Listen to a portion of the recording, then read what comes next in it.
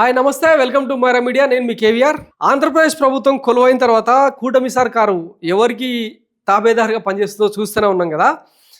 గత ప్రభుత్వంలో వైఎస్ జగన్మోహన్ రెడ్డి సర్కారులో జిందాల్ అనే ఒక వ్యాపారవేత్తను ఇరికించే క్రమంలో ముంబై మహాపతివ్రత కాదంబరి జైత్వానికి న్యాయం చేసే దిశగా రెడ్ కార్పెట్ పరిచి ప్రైవేట్ చార్టర్డ్ ఫ్లైట్లలో తీసుకొచ్చి తర్వాత పార్క్ హయత్ లాంటి 5 స్టార్ హోటళ్లలో అకామిడేషన్ ఇచ్చి ఇంకా రకరకాలుగా ఆమెకు రాజమర్యాదలు చేసింది ఈ సర్కార్.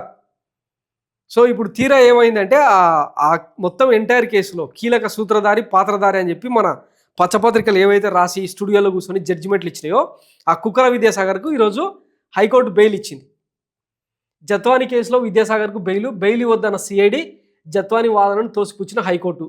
సినీ నటి కాదంబరి జత్వాని ఫిర్యాదు మేరకు నమోదైన కేసులో వ్యాపారవేత్త కుక్కల విద్యాసాగర్కు హైకోర్టు ఊరట లభించింది. ఆయనకు హైకోర్టు బెయిల్ మంజూరు చేసింది. విద్యాసాగర్కు బెయిల్ ఇవ్వద్దన్న సిఐడి జత్వాని వాదనను హైకోర్టు తోసిపుచ్చింది. బెయిల్ మంజూరు చేస్తూ పలు షరతులు విధించింది. ఈ మేరకు న్యాయమూర్తి డాక్టర్ జస్టిస్ ఒక్కలగడ్డ రాధాకృష్ణ కృపాసాగర్ సోమవారం తీర్పు వెలువరించారు.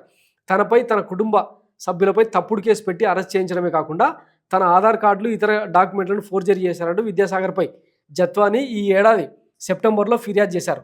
ఈ ఫిర్యాదు ఆధారంగా విద్యాసాగర్పై ఇబ్రహీంపట్నం పోలీసులు కేసు నమోదు చేశారు. ఈ కేసులో విద్యాసాగర్ దాఖలు చేసిన బెయిల్ పిటిషన్కు కింది కోర్టు ఇటీవల కొట్టేసింది.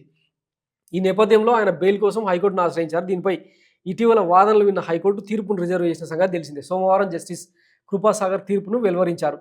విద్యాసాగర్ ఫిర్యాదు మేరకు జత్వానిపై నమోదు చేసిన కేసులో పోలీసులు పలువురు సాక్షులను విచారించారని, వారిని ఈ కేసులో కూడా విచారించారని, అయితే వారు చెప్పిన విషయాలు మారుతూ వచ్చాయని న్యాయమూర్తి పేర్కొన్నారు. అందువల్ల ఆ సాక్ష్యాల నుంచి పోలీసులు సేకరించిన ఆధారాలు విశ్వసనీయతపై సందేహం ఉందన్నారు.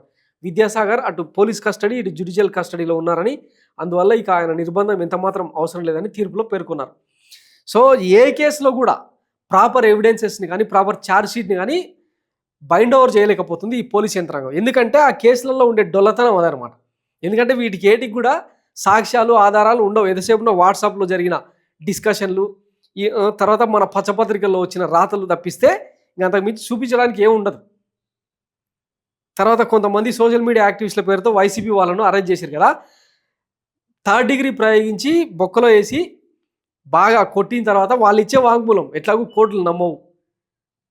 ఇప్పటికే ఇంటూరి రవికిరణ్ తర్వాత వర్ర రవీందర్ రెడ్డి లాంటి వాళ్ళు జడ్జిల ముందు బోర్మన్న విషయం కూడా తెలిసిందే కదా. తమను భయంకరంగా కొట్టి వాంగ్మూలం వాళ్ళ ఇష్టానికి రాయించుకున్నారు అని చెప్పి ఇవన్నీ నిలబడే కేసులా. పాలనను గాలికి వదిలేసి మీరు ఇచ్చిన సూపర్ 6 హామీలను గాలికి వదిలేసి ఇట్లా వేధించుకుంటూ పోతే కోర్టులే రేపు యాంటీగా తీర్పులు ఇచ్చే కార్యక్రమం నడుస్తుంది. అప్పుడు కానీ మనకు బుద్ధి రాదనమాట. సో మరి ఈ కేసులో ఆ మహాపతి తర్వాత ఏం చేస్తుంది, ప్రభుత్వం ఆమెకి ఎట్లా న్యాయం చేస్తుంది అన్నది వేచి చూద్దాం. Thanks for watching Myra media. నేను మీ కేవీఆర్. Thank you.